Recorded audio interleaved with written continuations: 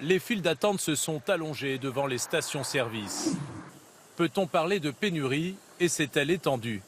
Le blocage a commencé à l'ouest du pays et gagne maintenant du terrain vers le centre, l'est et le sud. La région parisienne est à son tour touchée. Certains points de vente commencent à être à sec face à la ruée des automobilistes, comme ici à Versailles. Ah, il n'y a plus d'essence du tout? Il n'y a que du gazole. Bon, il faut que j'en trouve une autre. Sinon, je prendrai les transports demain. Je suis venu chercher de l'essence et visiblement, il n'y en a pas. On est en réserve et donc on est en galère. Comment vous allez faire? Du coup, on va chercher encore, on va essayer d'autres stations. Sur 12 000 stations en France, on en compte 816 en rupture de stock total et 800 en rupture partielle.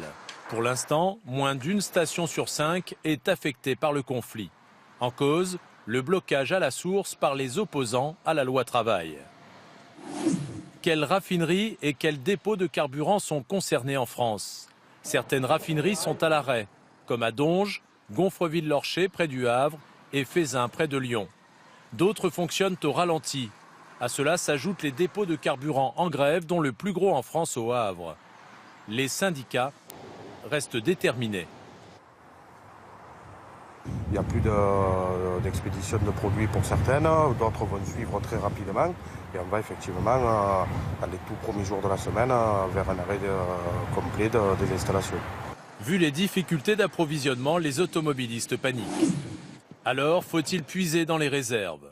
La France possède en permanence une réserve dite stratégique d'hydrocarbures, des stocks de secours qui permettent de tenir 90 jours en cas de crise extrême.